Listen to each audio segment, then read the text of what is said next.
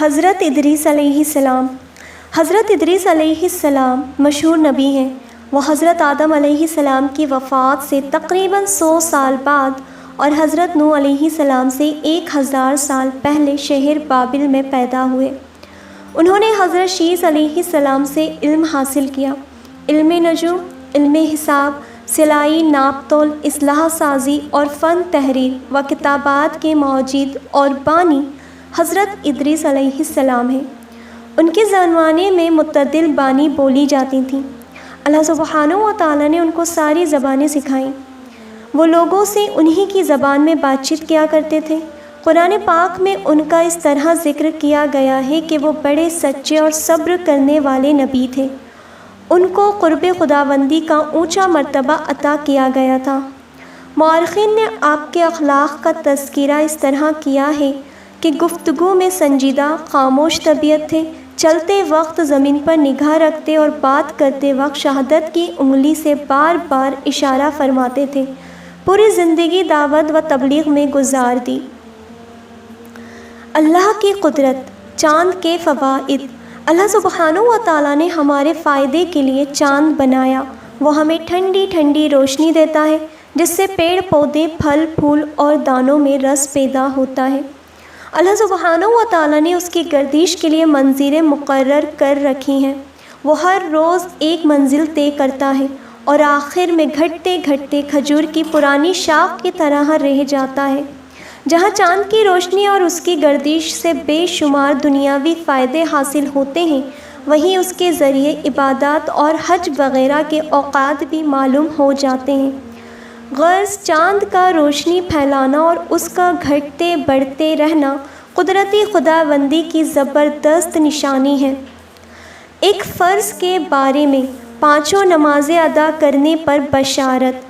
ابو داؤد سے روایت ہے، رسول اللہ صلی اللہ علیہ وسلم نے فرمایا کہ اللہ سبحانہ و تعالیٰ فرماتا ہے، میں نے آپ کی امت پر 5 نمازیں فرض کی ہیں اور اس بات کا عہد کر لیا ہے کہ جو شخص ان 5 نمازوں کو وقت پر پابندی سے ادا کرے گا تو میں اس کو جنت میں داخل کروں گا۔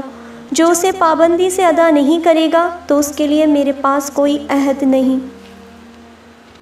ایک اہم عمل کی فضیلت، ماہ محرم میں روزے کا ثواب۔ رسول اللہ صلی اللہ علیہ وسلم نے فرمایا، جس نے ماہ محرم میں ایک دن کا روزہ رکھا تو اس کو ہر روزے کے بدلے 30 دن کے روزے رکھنے کا ثواب ملے گا۔ ایک گناہ کے بارے میں، شراب پینا۔ حضرت ابن عمر رضی اللہ عنہ نے فرمایا، اگر کوئی شخص شراب پی کر نشہ کی حالت میں مر گیا تو گویا کہ وہ کافر مرا۔ دنیا کے بارے میں، دنیا میں سادگی اختیار کرنا۔ ترمذی سے روایت ہے، رسول اللہ صلی اللہ علیہ وسلم نے فرمایا، اے عائشہ، اگر تم قیامت کے دن مجھ سے ملنا چاہتی ہو تو بس تمہارے لیے اتنا ہی مال کافی ہے جتنا ایک مسافر کے پاس ہوتا ہے، اور اپنے آپ کو مالداروں کی صحبت سے بچائے رکھنا اور پرانے پھٹے ہوئے کپڑے کو پیوند لگا کر استعمال کرتی رہنا۔ آخرت کے بارے میں، جنت کے پھل۔ سورہ دہر میں اللہ سبحانہ و تعالیٰ قرآن مجید میں فرماتا ہے، جنت میں لوگوں کی یہ حالت ہوگی کہ ان پر جنت کے درختوں کے سائے جھکے ہوئے ہوں گے اور جنت کے پھل ان کا اختیار میں دے دیے جائیں گے، یعنی جہاں سے جو پھل چاہیں گے کھائیں گے۔ قرآن کی نصیحت۔ قرآن میں اللہ سبحانہ و تعالیٰ سورہ آل عمران میں فرماتا ہے، تم ان لوگوں کی طرح مت ہو جانا جو آپس میں ایک دوسرے سے جدا ہو گئے اور اختلاف کرنے لگے جبکہ ان کے پاس صاف صاف دلائل آ چکے تھے، ایسے ہی لوگوں کے لیے بڑا عذاب ہوگا۔ اللہ سبحانہ و تعالیٰ سے دعا ہے کہ اللہ ہم سب کو کہنے سننے سے زیادہ عمل کرنے کی توفیق عطا فرمائے، آمین یا رب العالمین۔